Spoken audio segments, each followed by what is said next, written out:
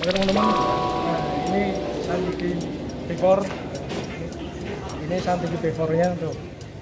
Nah, Santiki Before-nya. Ini Before. Nah, ini tantangannya masih luar biasa. Terus ini juga ya Santiki Before-nya ini. Nah, itu. Keren. Nah, jadi bagaimana afternya nanti kita lihat jam 2 siang. Sekarang baru jam berapa ini? Jam setengah 1.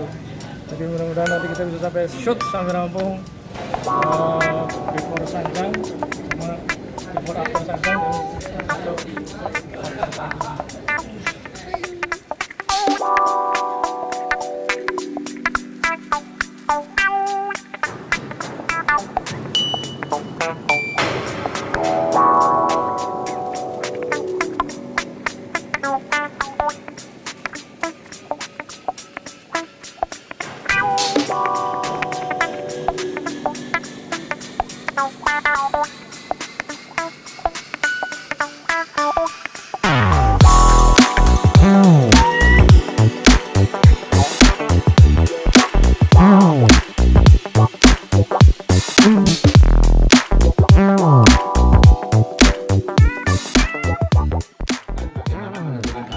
pola dasar atau desain awal dari sebuah bahan bonsai. Selanjutnya adalah memproses pertumbuhan. Nah, ini contohnya. Ini sudah tumbuh yang siap ditangani untuk dilakukan penanganan tahap berikutnya setelah ini tadi. Itu ya. Jelas ya teman-teman ya. Jadi untuk pohon ini saya anggap sudah tidak ada pertanyaan lagi, kita ganti ke pohon yang kedua. Oke?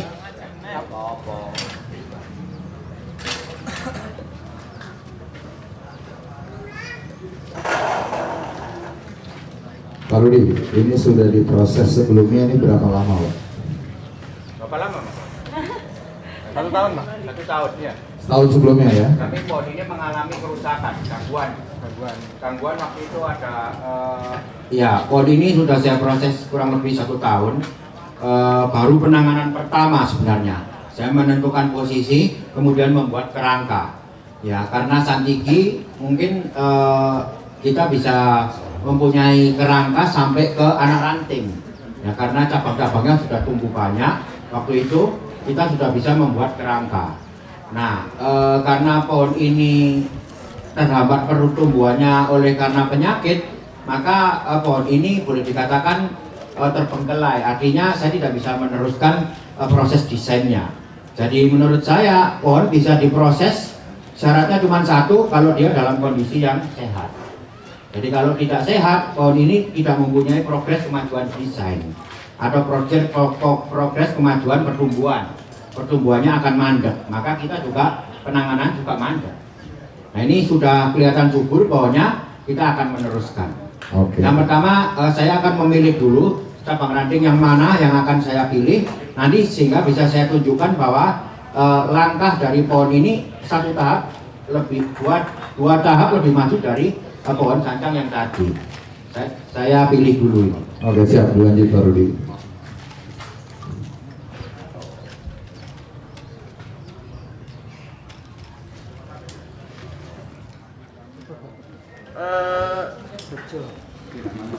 Ayo, yang mau larang lukisan ya, dikhususkan yang punya pohon. Iya. Ayo yang minat 500.000 rupiah. Ayo, bisa dilirik dulu ya. Buat di sisi ruang tamu tinggal pasang bingkai ya, ramai sudah ruangan ya kan. Nggak perlu nyirem ya ini ya. Beda dengan bonsai pada umumnya ya. Ini cukup dipajang aja, dilap, dibersihin dari debu, sehat terus dia. Ayo, 500.000 rupiah. Oke. Tak ada respon? Iya. Panitia mungkin mau bayar? Iya. Ini senyum-senyum aja dia. Mentang-mentang sancangnya udah didesain ulang. Iya kan? Ayo, masih ada 3 buah lukisan untuk dilelang ya. 2018 ya? 19. Kirain ya bukan pohon yang asik, cuma beli-beli aja. Dari Mas Ensi ya, Ensi waktu itu. Cuman tiba-tiba nggak tahu kenapa pertumbuhannya jadi bagus, jadi tertarik untuk menerusin. kemudian ditangani Pak Rudi 1 tahun yang lalu, tapi habis itu terjadi hambatan pertumbuhan ya, yang nggak tahu kenapa juga ya. Tiba-tiba, semua serba tiba-tiba ya. Belinya tiba-tiba. Ya, ini Sakitnya tiba-tiba. kelihatan nih pemilihannya kurang perhatian sama pohon. Ini tiba-tiba lagi, ini subuh lagi. Nah, Tiba-tiba subuh. tiba-tiba dijual. Nah, ini tiba-tiba dikerjain Pak Rudi lagi. Ini tiba-tiba laku juga. Oh, kode kan ya. Ini jadi belinya tiba-tiba, sakitnya tiba-tiba, ini di demo tiba-tiba, kalau laku juga tiba-tiba laku ya. Ini kode ini ya.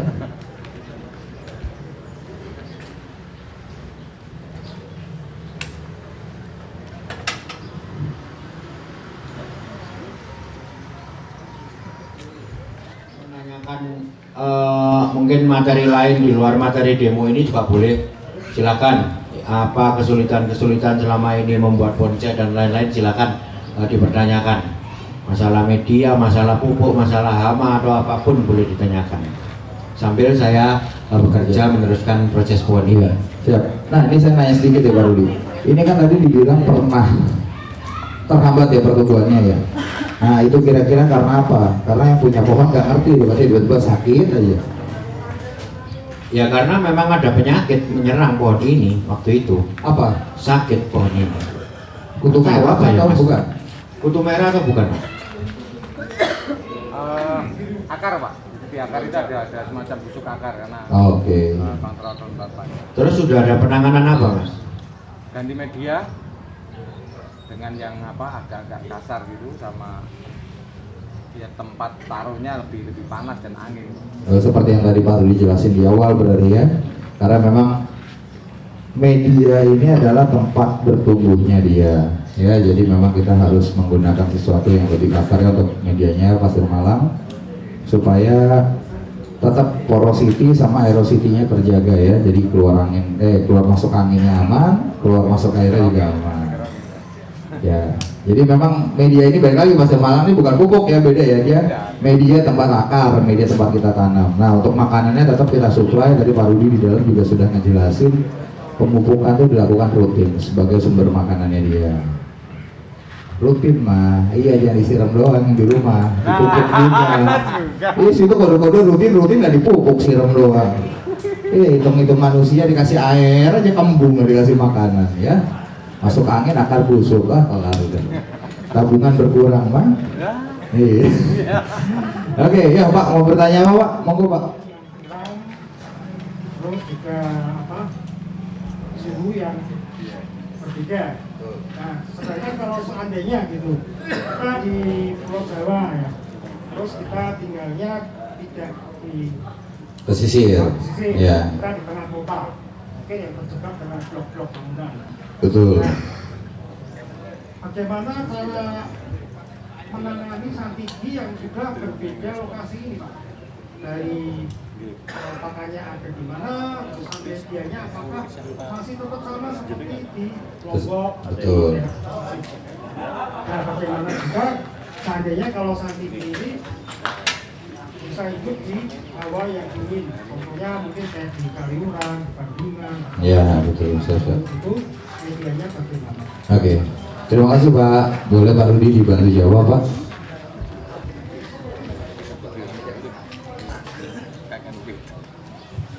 Ya, soal santigi itu memang habitat dia hidup di pesisir ataupun tepi laut. Ya, jadi pohon ini memang hidupnya di tepi laut. Jadi akan sulit sekali kita bisa mengkondisikan kondisi yang istilahnya yang berbeda dengan kehidupan dia di habitatnya.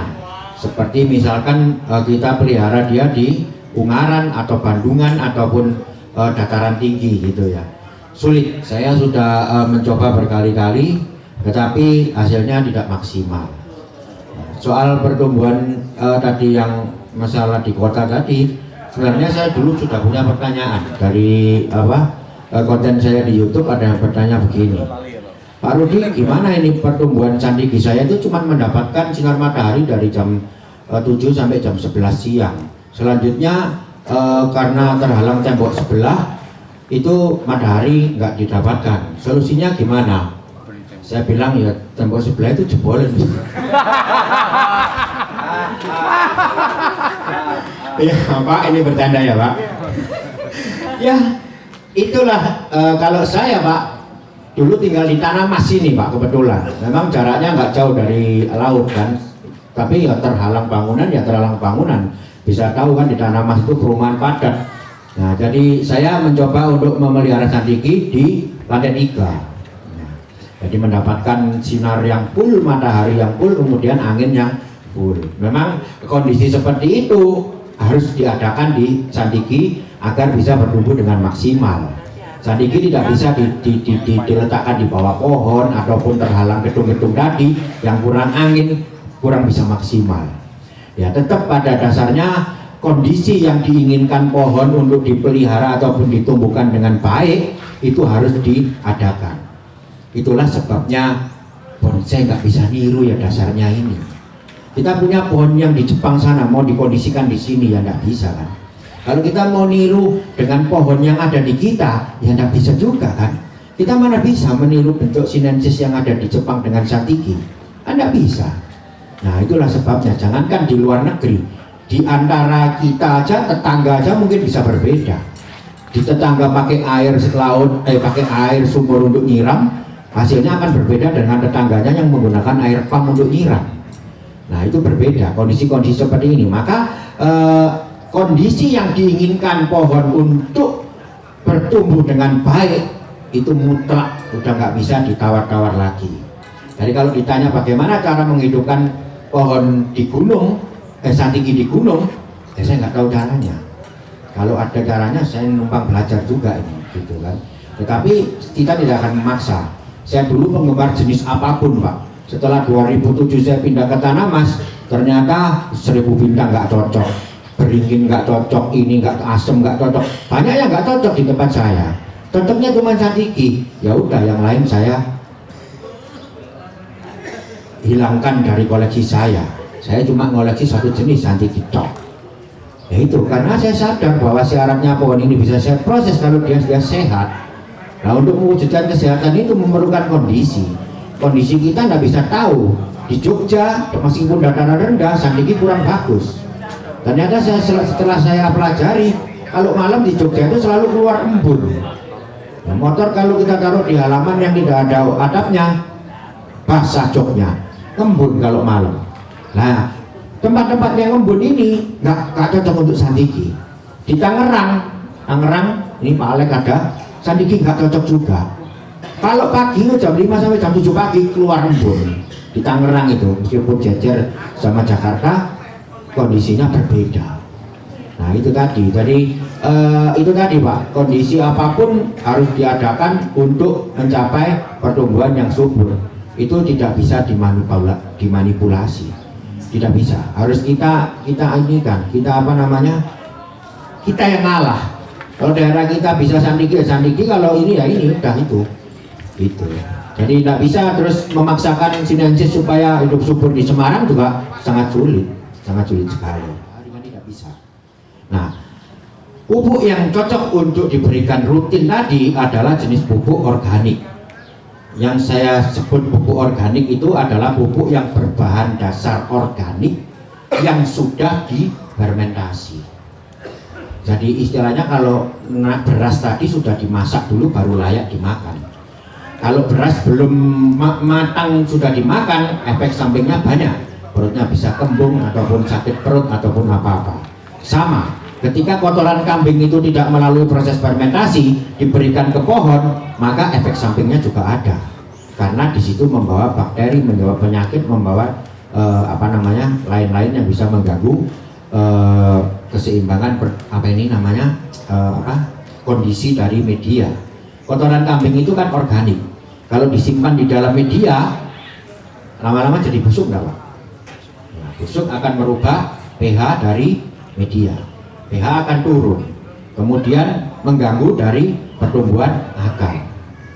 Nah, di sini riset yang dicoba tadi itu apakah sudah mempunyai kondisi netral, yang punya pola pikir bahwa media adalah cuma tempat tumbuhnya akar.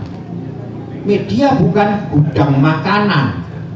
Ya, jadi banyak pohon sandiki yang saya dapat, mungkin yang tadinya dikasih kotoran kambing di dalamnya udah terkontaminasi ini. Nanti jebloknya itu di tempat saya, karena pada saat dia terkontaminasi tidak langsung terus pertumbuhan jelek. Setelah kondisi media menurun sehingga mengganggu pertumbuhan akar, misalkan yang paling parah root ball-nya rusak, itu parah itu, pohon nggak bisa diapa-apain ini, rusak ini pohonnya. Nah, saya harus mengawali lagi, cuci akar segala macam dan lain-lain gini. Riset harus fair, harus bisa, misalkan ini benar-benar dari awal saya tanam dengan media pasir malang tok, tidak ada unsur organik di dalam, sehingga media itu benar-benar tidak terkontaminasi apapun, bersih, ya, pH normal, akar tumbuh bagus. Ayo kita coba, kasih pupuk ini hasilnya gini, kasih pupuk itu hasilnya begitu. Nah itu yang itu. Kita di dalam berbonsai sangat mendambakan sekali didampingi oleh ahli botani, sehingga kita bisa tahu nutrisi yang dibutuhkan pohon itu apa bentuknya, apa wujudnya, kemudian yang bagus itu melalui apa. Saya bisa ngomong tadi bahwa pupuk harus difermentasi itu bukan dari bisikan seorang botanikal, dari hasil pengalaman saya. Kalau saya kasih pupuk kimia mingguan, ada efek samping, daunnya pecah-pecah, getas seperti kertas mudah retak, ranting mudah patah. Itu efek samping dari kebanyakan pupuk kimia. Maka saya memutuskan untuk memberikan pupuk rutin, makanan rutin adalah yang paling baik adalah pupuk organik yang sudah difermentasi. Apapun itu, mau kotoran kambing, mau buah-buahan, mau apapun zat organik yang bisa difermentasi untuk dijadikan pupuk. Secara garis besar seperti itu, Pak. Ya, tapi tetap tidak bisa tiba-tiba jadi. Oh iya benar, ada proses ya. Tidak bisa tiba-tiba matang, tidak bisa. Iya, proses. Nah, itulah bedanya bonsai dengan kemujuran seseorang. Betul. Ya teman-teman, ini sudah selesai saya melakukan pemilihan. Jadi sekarang mungkin bisa dilihat pohon ini sudah jelas mempunyai percabangan yang sudah saya pilih. Ini awal sudah jelas, jadi mahkota utama akan berada di sebelah sini. Ini pohon utama di atas, pohon kedua di bawah, bahkan ada pohon ketiga di sampingnya sini. Bahkan mungkin nanti bisa saya bangun pohon keempat, kelima dan seterusnya di sini. Ini adalah sebuah gambaran pohon yang hidup di tepian batu. Nah, jadi pada saat konsep saya seperti itu, kemudian saya harus menentukan arah tumbuh dan lain-lain seperti tadi di awal sudah saya praktekkan. Ya, drama pohon ini menggambarkan kehidupan pohon di alam dihasilkan lewat tampilan konsep bahwa pohon hidup di tebing atau tepi batuan besar. Yaitu konsepnya. Perwujudannya apa? Perwujudannya sama pemikirannya dengan pola pikir dasar yang tadi sudah saya praktekkan di awal. Ya, ini sudah jelas sekali. Mahkota utama, mahkota kedua dan seterusnya sudah jelas sekali. Dan keseimbangan ataupun kebesaran proporsi dari cabang ranting dan anak ranting masih belum ini. Cabang rantingnya ini sudah seimbang. Mungkin karena dia diberi jeda pertumbuhan kemarin sakit, sehingga perkembangan pembesarannya bisa lebih cepat daripada pertumbuhan daunnya. Waktu itu terserang sampai daunnya warna abu-abu, sampai hampir rontok semua. Ya, jadi ini selanjutnya kita tinggal memasang kawat, kemudian mengarahkan cabang ranting ini menjadi kelompok-kelompok yang sudah ditentukan, fungsinya sudah tahu semua, untuk diarahkan menjadi masing-masing kelompok-kelompok tajuk. Nah, ini sudah keburu sore, apakah itu teruskan mengawat